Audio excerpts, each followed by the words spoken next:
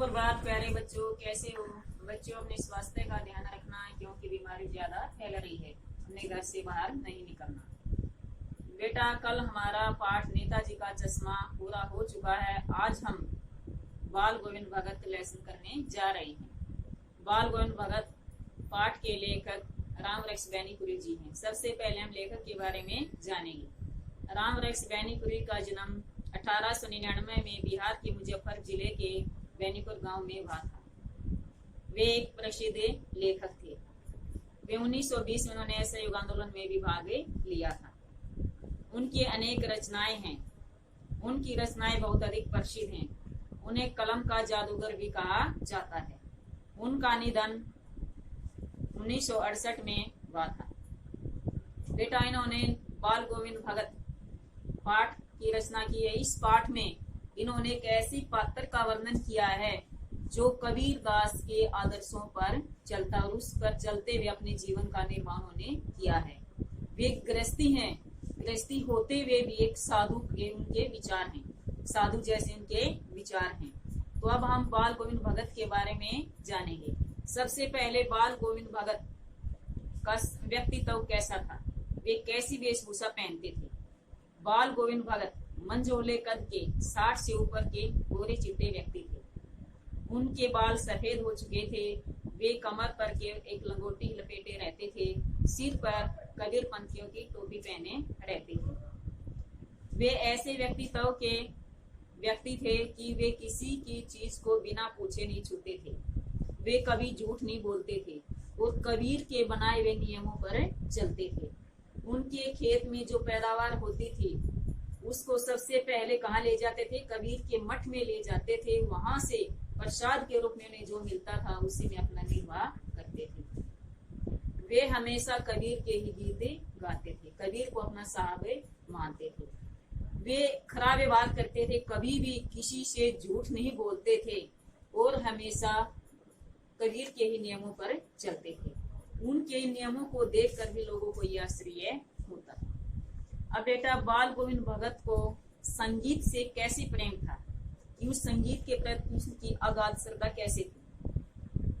बेटा, जैसे धान की रोपाई कब होती है, सबको पता होगा कि आषाढ़ के महीने में होती है। जब आषाढ़ का महीना लगता है तो सभी व्यक्ति गांव के किस में होते हैं, खेतों में धान रोपनी करने में होते हैं। तो उस समय जब बाल गोविंद भगत भी उस समय अपने खेत में धान की रोपाई कर रहे होते हैं, उस समय उनका जो संगीत है, वे धान की रोपाई भी कर रहे हैं, साथ में अपने संगीत को भी गा रहे हैं। उनका संगीत को सुनकर चारों तरफ वातावरण क्या हो जाता है, संगीतमय वातावरण हो जाता है। खेत में जो व्यक्ति काम कर रहे हैं, बच्चे उस खेत में उछल कूद कर रहे हैं, वे भी संगीतमय हो जाते हैं। उनकी धुन को सुनकर उनका मन भी संगीत के लिए ललायित हो जाता है कि चारों वातावरण में क्या हो जाता है, संगीत ही संगीत सुनाई देता है। उसमें सबको ये पता चल जाता है कि ये बाल गोविंद भगत का संगीत आरंभ हो गया है। और बेटा, कार्तिक मास में प्रभात फेरिया क्या होती है कि सुबह 4 बजे उठकर जब गांव के चारों तरफ भगवान का नाम लेकर व्यक्ति घूमता है तो क्या प्रभात फेरिया। तो जब बाल गोविंद भगत सुबह उठकर प्रभात फेरिया करके ही लोगों को जगाते थे। लोगों को उनकी कानों में सबसे पहले किसकी आवाज सुनाई देता, किसका संगीत सुनाई देता था, बाल गोविंद भगत का संगीत सुनाई देता था। चाहे गर्मी है चाहे सर्दी है, कैसा भी मौसम हो, लेकिन बाल गोविंद भगत अपने आंगन में मंडली के साथ संगीत गाते थे, खंजड़ी बजाते थे। वे हमेशा इसमें लगे रहते थे क्योंकि वे कबीर को ही अपना साहब मानते थे।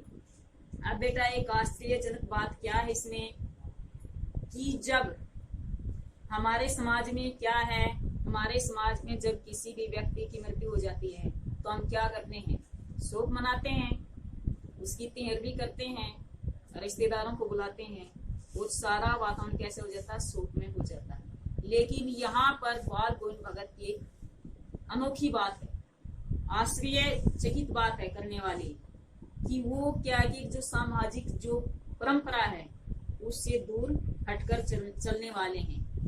उनका सुख दुख में उनकी स्थिति कैसी है, इसके बारे में अब जानेंगे।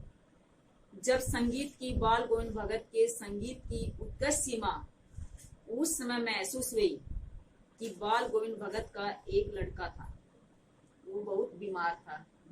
लंबी बीमारी के कारण उसकी मृत्यु हो गई। लोगों को जब पता चला कि बाल गोविंद भगत का लड़का मर गया तो वे उसके घर गए।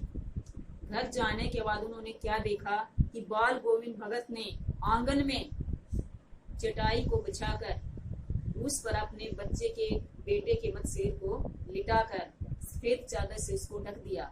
वो ढकने के पश्चात उस पर फूल बिखेर दिए और उसके सिराने घी का दीपक जला दिया। घी का दीपक जलाने के पश्चात उसने क्या किया, संगीत गाने लगा, आत्मा का परमात्मा से मिलन के गीत गाने लगा और अपनी पतोहू यानी कि पुत्र वधू को भी रोने से मना किया कि ये शोक मनाने का समय नहीं है, खुशी मनाने का समय है। खुशी मनाने का क्योंकि एक आत्मा परमात्मा से मिलने जा रही है। तो यहाँ पर एक हमारी आश्चर्यजनक बात ये है कि जब शोक मनाने की जगह क्या मनाया है, उत्सव। यहाँ पर बाल गोविंद भगत ने क्या दिखाया है, प्रेम दिखाया, मोह नहीं दिखाया। अगर मोह होता तो वह अपने बेटे के मोह में शोक मनाता।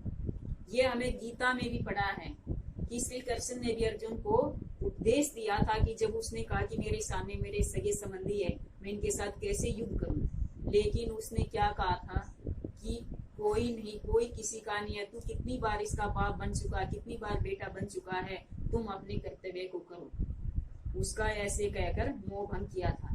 तो यहाँ पर अगर बाल गोविंद भगत मोह दिखाता तो उस अपने बेटे का क्या करता, शोक प्रकट करता। तो यहाँ पर उन्होंने क्या दिखाया, प्रेम दिखाया है, अपने बेटे के प्रति मोह नहीं दिखाया है। तो यहाँ पर जो समाज में परंपरा चल रही है उससे हटकर कार्य किया है। अब बाल गोविंद भगत को हम समाज सुधारक के रूप में कैसे देखेंगे कि बाल गोविंद भगत को हम समाज सुधारक नहीं कह सकते। उन्होंने अपना जो समाज सुधारक का कार्य किया अपने घर तक ही सीमित रखा है।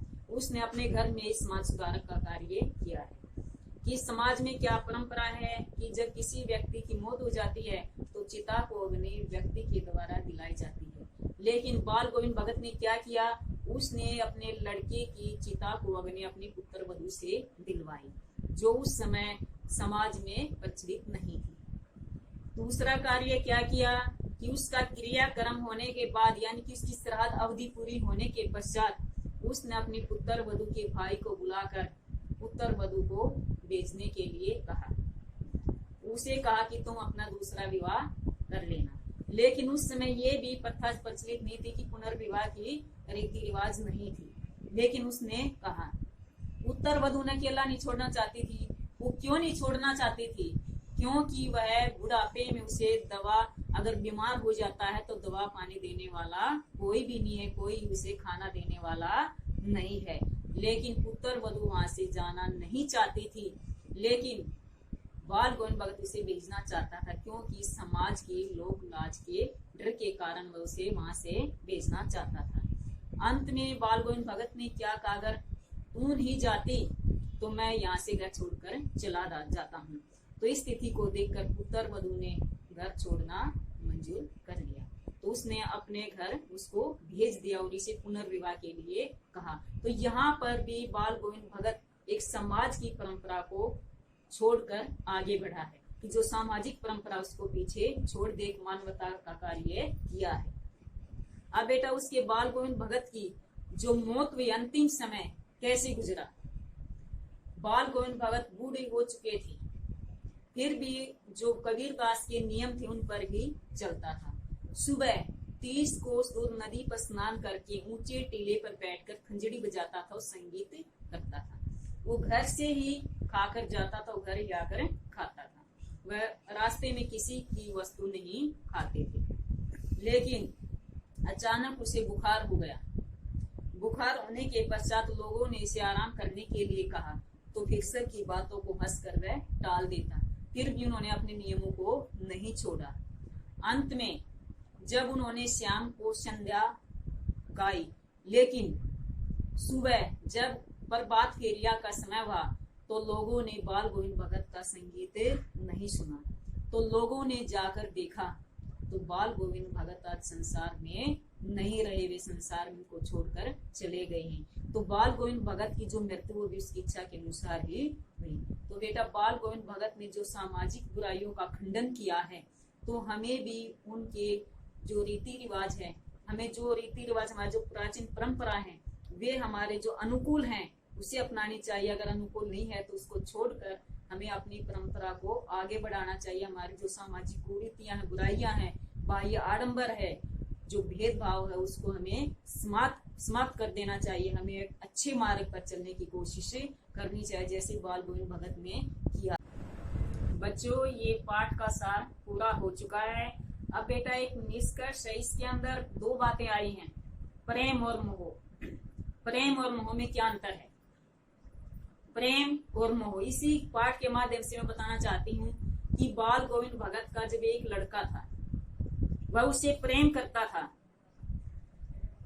जब उसकी मौत हुई तो उसने मोह नहीं दिखाया। यहाँ पर मोह नहीं है, प्रेम है। उसने मोह नहीं दिखाया। उसकी पुत्र वधु को उसको घर भेजा। पुत्र वधु ने बाल गोविंद भगत के प्रति मोह दिखाया कि इसको बुढ़ापे में रोटी पानी कौन देगा, दिखाया। वो मोह के कारण कह रही थी, लेकिन वहां पर भी कभी इसने बाल गोविंद भगत ने मोह नहीं दिखाया।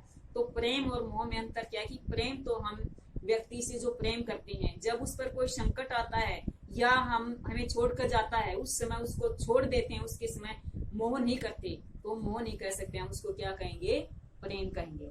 बेटा इसमें से तुमने 30% एक एक शब्दों वाले लिखने हैं और याद भी करने हैं बेटा, सुंदर राइटिंग में।